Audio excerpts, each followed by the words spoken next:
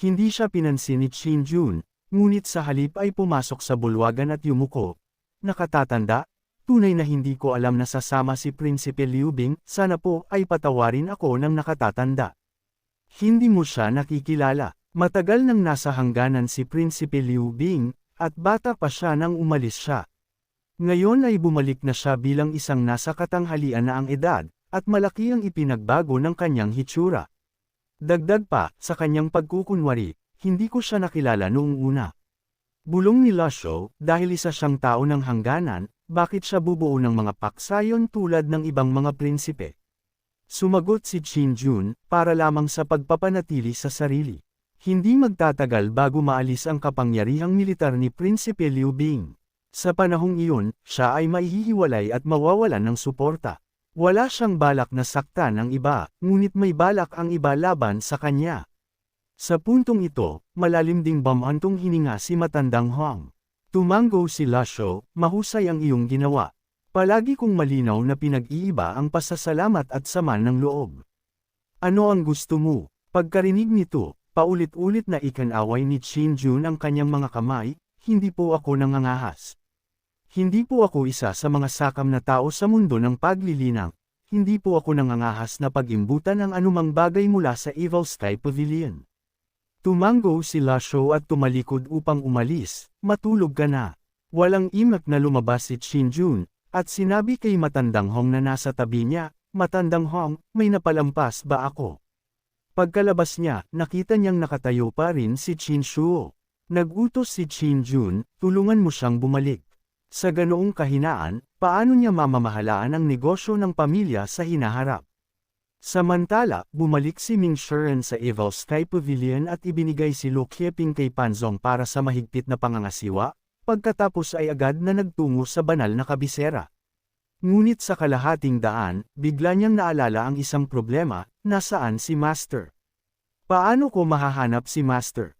Sa hapon, sa tirahan ni Haring Chi, isang pamilyar na karwahe ang lumitaw sa pintuan. Nang makita ito, mabilis na nagsimulang mag-ayos si Hong Fu, nag-uutos, bumalik kayo at sabihin sa Panginoon na dumating na ang tao. Pagkasabi niya, lumapit siya sa karwahe at tinulungang bumaba ang mukhang malungkot na si Li Yunjiao. Tumangala si Li Yunjiao sa tirahan ni Haring Chi at bamhantong hininga, tinupad ko ang aking pangako, sana ay tinupad niya rin ang kanya. Hindi nang ahas magsalita si Hong Fu, magalang lamang niyang sinamahan si Li Yunjiao sa loob. Hindi nagtagal, dumating si Li Yunjiao sa bulwagan.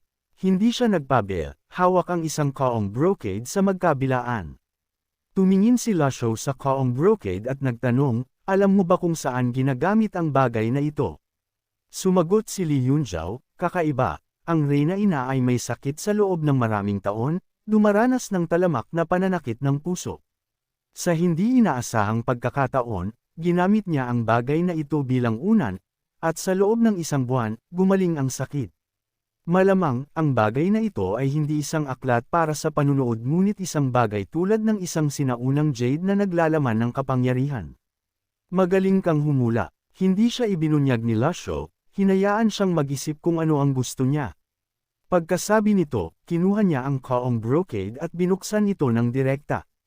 Tumunog ang alerto ng sistema, ding, nakuha ang isang bahagi ng scroll ng Heavenly Scroll. Tunay nga, ito ang bahagi ng scroll ng Heavenly Scroll na matagal nang inaasam ni Lasho. Ngunit nang makita niya ang bahaging ito ng scroll ng Heavenly Scroll, bahagya siyang sumimangot, may isang bahagi pa bang nawawala. Nagulat si Li Yunjiao at nagmadaling nagpaliwanag, wala akong balak na itago ang anumang bagay, kung hindi, bakit pa ako maghihintay hanggang ngayon? Sa loob ng maraming taon, nagkaroon ako ng hindi mabilang na mga pagkakataon. Umiling si Lasho at sinabi, hindi tungkol sa iyo. Ang bahagi ng Heavenly Scroll sa loob ng kahon ay ang gitnang bahagi, na nangangahulugang may isang bahagi pa roon. Isang bahagi lamang ba ang ibinigay ng matandang demonyong si G? Dapat din itong nasa palasyo. Nasaan kaya ang huling bahagi? Nakakalungkot na hindi ko dala ang sinaunang balat ng tupa na mapa, kung hindi, maaari akong maghanap ng iba pang mga pahiwatig. Ngunit ang pag-iisip tungkol dito ngayon ay walang silbi, malalaman ko kapag bumalik ako. Sandaling nag-atubili si Li Yunjiao, hindi nang ahas magtanong pa, nagsimulang mag-alala ang kanyang puso, ang kasunduan ko noon sa nakatatanda. Hindi kakaiba para sa matandang demonyong si Ji na magbago-bago. Sinulyapan siya ni La Shou at walang pakialam na sinabi, palagi kong tinutupad ang aking mga pangako. Mahusay ang iyong ginawa. Pagkarinig nito, sa wakas ay nakahinga ng maluwag si Li Yunjiao at sinabi, may isa pa akong bagay na hinihiling. Nang umalis ako sa palasyo, ipinaalam ko sa Reyna Ina na ibabalik ko ang Heavenly Scroll. Paulit-ulit na nagtanong ang Reyna Ina, at wala talaga akong sapat na dahilan upang kunin ang Heavenly Scroll, kaya ginamit ko si Prinsesa Xiaoyu bilang isang dahilan. Gustong makita ni Reyna Ina si Xiaoyu. Pagkarinig nito, sumulyap si La Shou, at mabilis na nagpaliwanag muli si Li Yunjiao, tanging ang Reyna Ina at ako ang nakakaalam tungkol dito. Sa loob ng mga pader ng palasyo, sumusumpa ako sa aking buhay na mananatili akong tahimik mula ngayon. Sandaling nag-isip si La Shou, pagkatapos ay bumaling kay Xiaoyu, Xiaoyu, ikaw ang magpapasya sa bagay na ito para sa iyong sarili. Nagulat si Xiaoyu nang marinig ito. Mula nang sumali sa sekta, kakaunti ang pagkakataon ng mga disipulo na gumawa ng sarili nilang mga desisyon. Hindi niya inaasahan na ang gayong mahalagang desisyon ay ipapaubaya sa kanya. Hindi agad nagpasya si Xiaoyu, ngunit pagkatapos ng ilang pag-iisip, sumagot siya, gusto kong makita para sa aking sarili. Kung gayon, sige. Ikanaway ni La Shou ang kanyang kamay, sinulyapan si Xiaoyu, at napansin na mabilis na tumataas ang kanyang katapatan.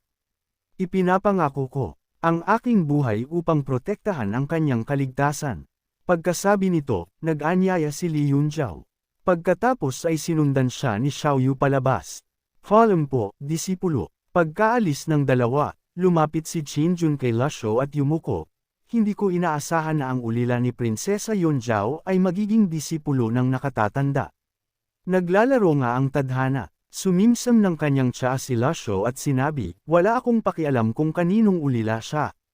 Tumango si Qin Jun, totoo ang sinasabi ng nakatatanda.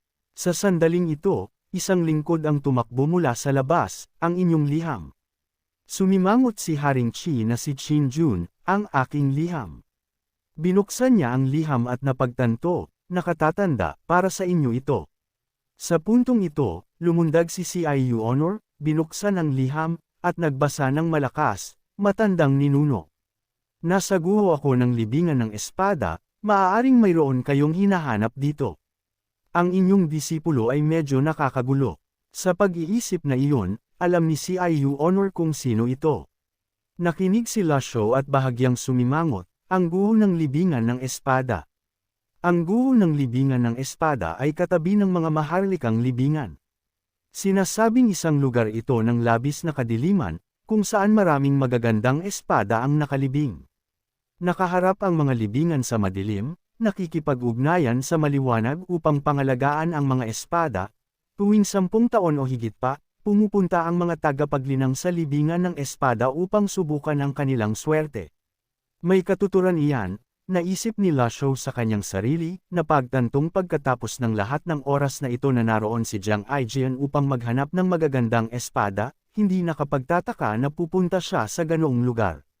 Mahal ni Jiang Aijian ang mga espada bilang kanyang buhay, tinatrato ang mga ito bilang kanyang mismong buhay. Sa ganoong pagkakataon, paano niya ito palalampasin? Ligtas na paglalakbay, nakatatanda, sabi ni Qin Jun. Hindi gaanong sinabi si La Shou, tumayo ng nakapamaywang, at bumalik sa kanyang silid. Pagbalik sa kanyang silid, muli niyang binuksan ang Kaong Brocade upang suriin ang bahagi ng Heavenly Scroll sa loob. Inilabas ni La Shou ang bahagi ng scroll ng Heavenly Scroll, at sa sandaling hinawakan niya ito, ang scroll ay nagbago sa mga tuldok ng liwanag ng bituin na lumutang patungo sa kanya.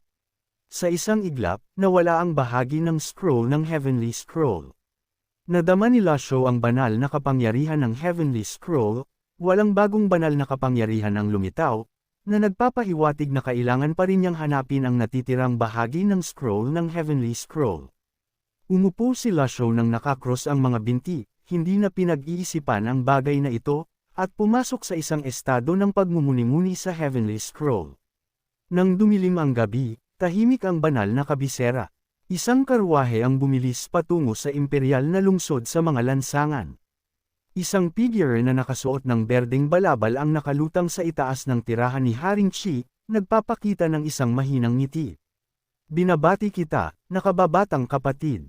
Pagkatapos ng ngiti, tumingin siya sa hilagang kanlurang direksyon ng dakilang liyab at marahang umiling, mas mapalad ka kaysa sa akin. Pagkasabi nito, sumabog ang katawan ni Yu Shangrong ng nakakatakot na enerhiya ng espada, na nagtutulak sa nakapaligid na enerhiya upang bumulusok ng marahas sa malayo. Libu-libong anino ng espada ang lumitaw sa langit, bumubulusok tulad ng isang baha na bumabagsak sa mga bundok, na nagpapakita ng kapalaran ng demonyo ng espada. Ang mga itim na kulay tintang enerhiya ng espada ay tila may mga mata, lumilipad patungo sa kalapit na nagtatago na mga tagapaglinang na nakaitim. Ang ulan ng espada ay bumagsak mula sa langit, tumutusok sa kanilang mga dibdib, isa-isa, bumabagsak ang mga katawan mula sa mga bubong patungo sa lupa, ganap na walang kapangyarihan upang lumaban. Nang huminto ang ulan ng espada, ang mga katawan ng mga tagapaglinang na nakaitim ay bumagsak na lahat. Bumalik ang espada ng mahabang buhay sa kanyang kaluban, at lumutang sa kalagitnaan ng hangin si Yu Shangrong na parang walang nangyari, nakatingin mula sa itaas. Hindi man lang niya sinulyapan ang mga katawan, sa halip ay bumaling siya upang tumingin sa direksyon ng tirahan ni Haring Chi at bumantong hininga. Master, o Master, ang Haring Chi ay tao ng elder brother, bakit ka laging nagpapagala-gala? Binawi ni Yu Shangrong ang kanyang aura, tinatanaw ang tirahan ni Haring Chi. Sa sandaling iyon, isang mahinang asul na ilaw ang lumabas mula sa silid ni Lasho, na nakakuha ng atensyon ni Yu Shangrong. Ang asul na ilaw ay parang mga alitaptap sa gabi, o parang liwanag ng buwan na nakakalat sa ibabaw ng tubig, kumikinang. Kahit sa kanyang karanasan bilang demonyo ng espada, hindi niya makilala kung ano ito. Dahil sa pag-uusisa, lumipad siya patungo rito. Ang mga tuldok ng asul na ilaw, siksik na parang mga bituin, ay dahan-daang lumitaw tulad ng asul na usok. Lalo pang nag-usisa si Yu Shangrong, lumapit, at pinanood ang umiikot na maputlang asul na ilaw, hindi niya malaman kung ano ito. Ang hindi nakikitang puwersang ito ay parang kapangyarihan ng isang hadlang, ngunit hindi ito. Ang mga tuldok ng liwanag ng bituin ay lumutang patungo sa langit. Hindi niya maiwasang iunat ang kanyang kanang kamay, gustong hawakan ito. Ngunit sa sandaling iyon, sumabog ang isang malalim na boses, sino ang naroon, nagtatago-tago. Ang parang alitaptap na asul na enerhiya ay agad na tumiga sa enerhiya sa tunog ng alon, nagsasama sa isa at sumabog pataas. Napagtanto ni Yu Shangrong na may mali, agad na binalot ang kanyang katawan ng proteksyon na enerhiya, patuloy na pumapalakpak, at tumatapak sa kawalan, mabilis siyang umatras. Sa oras na ito, iminulat din ni Lasho ang kanyang mga mata sa loob ng silid at tumangala. Nararamdaman niya ang pangkalahatang sitwasyon sa labas habang siya ay nasa estado ng pagmumuni-muni ng Heavenly Scroll, lalo na ang lugar kung saan lumitaw ang liwanag ng bituin sa itaas. Ito ay isang sensitibong lugar. Nang makipag-ugnayan si Yu Shangrong, naramdaman ni Lasho na may papalapit. Tinawag ni Lasho, CIU Honor. Pagkarinig nito, agad na sumugod si CIU Honor sa silid. Dalhin mo pabalik ang mamamatay tao, unahin ang proteksyon sa sarili, huwag masyadong malalim na habulin. Mabilis na bumalik. Susunod po ang disipulo. Natanggap ni CIU Honor ang utos at agad na sumugod palabas ng silid. Tumalon siya sa bubong, sinuri ang paligid, nadama ang lokasyon kung saan sumabog ang pangunahing enerhiya, at ganap na isinagawa ang 7 Stars Gathering Cloud Step ng Supreme Purity Jade Sleep, na wala agad. Ang sigaw na ito mula kay Lasho ay nagulat kay Haring Chi na si Qin Jun. Nakatatanda, ano ang nangyari? Nag-aalala si Qin Jun, sumusulyap sa paligid ng kinakabahan.